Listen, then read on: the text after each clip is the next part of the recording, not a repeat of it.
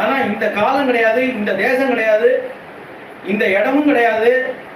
அவர் அழகர் சதுர்தச சகஸ்ராணி ரட்சசாம் பீமகர்மணாம் ஏகஸ்ச ராமோ தர்மாத்மா கதம் ராமோ பவிஷ்யதி.